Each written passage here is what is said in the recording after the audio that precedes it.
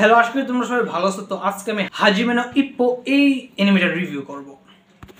এই এনিমের প্রথম সিজনটা তুমি ডাবে পাবা, কিন্তু পরের সিজনগুলো ডাবে নাই। কিন্তু আমার এটা এত ভালো লাগছে, এই এনিমেটা এত ভালো লাগছে, আমি সাবটাইটেলেই দেখছি পরের সিজনগুলো। তো এটার কাহিনীটা কি? এটার কাহিনীটা হইতেছে, একটা ছেলে থাকে যাকে সবাই বুলি করে। বুলির শিকার আমিও হয়েছিলাম স্কুল লাইফে, তাই আমি বুঝি জিনিসটা কেমন। তো কথা হইতেছে, সে কখনো ফাইট ব্যাক করে না। তো একদিন একটা প্রফেশনাল বক্সার রাস্তা দিয়ে হাইটে যাইতেছিল। বক্সার হইতেছে যারা boom boom boom boom boxing করে। তো সে দেখে যে ব্রিজের নিচে একটা ছেলেকে এরকম বুলি করা হইতেছে।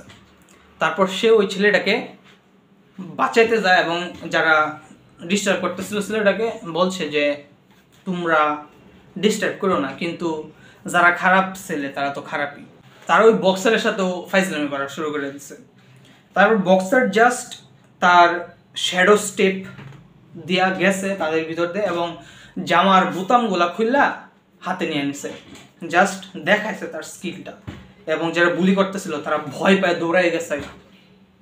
এবং যে ছেলেটাকে বুলি করতেছিল সেই হইতেছে আমাদের ইপ্পো। তো ইপ্পো ওই লোকটাকে দেখে মানে অনেক আশ্চর্য হয় যে এরকম পাওয়ারফুল মানুষ আছে পৃথিবীতে। তো তারপর ইপ্পো তার সাথে মানে কথাবার্তা বলার চেষ্টা করে, বলে যে তুমি কি করো। তারপরে সে জানতে পারে যে সে বক্সিং করে।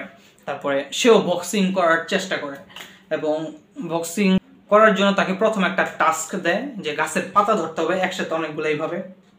এটা তুমি দেখলে বুঝবা। তারপরে সেরা প্রচুর কনসিস্টেন্টলি চেষ্টা করতে করতে করতে করতে করতে করতে সফল হয়। তো তুমি মানে এই এনিমেটা আমি দেখা একটা জিনিসই শিখছি, সেটা হচ্ছে নেভার গিভ আপ মেন্টালিটি। এবং তোমার যে জিনিসটা ভালো লাগে, তোমার কষ্ট হইলে তুমি ওই জিনিসটা করবা। তো তারপর যখন সে বক্সিং করাটা স্টার্ট করে, সে খুব হার্ড পাঞ্চার, মানে অনেক জোরে ঘুষি দিতে পারে, বুম এভাবে। এটা তুমি দেখলে বুঝলো। একজন একটা স্কিল থাকে না, যেমন কেউ শ্যাডো স্টেপ তাড়াতাড়ি করতে পারে, তারপরে কেউ পাঞ্চ দিতে পারে তাড়াতাড়ি, তার মধ্যে এই স্কিলটা আছে। তারপর সে প্রচুর প্র্যাকটিস করে। একদিকে তার মাকে সাহায্য করে, তার মায়ের মাছের ব্যবসা, মানে মাছ বহন করে নিয়ে যায়। তো সে জাহাজে দাঁড়ায় থাকে দেখা তার লোয়ার বডি অটোমেটিক ট্রেন হয়ে গেছে। এবং তুমি যখন পাঞ্চটা করবা, তোমার পা দিয়ে পাঞ্চ করতে হয়, পা দিয়ে তুমি মাটিতে প্রেসার দিবা এবং পাঞ্চ করবা, মানে তুমি রিয়েল টেকনিক দেখতে পারবা। এবং এইটা দেখার পর আমার বক্সিং এর প্রতি এরকম একটা ভালোবাসা ক্রিয়েট হয়েছে। তুমি জানো নাকি জানি না, মোহাম্মদ আলী, সে হইতেছে খুবই প্রফেশনাল বক্সার।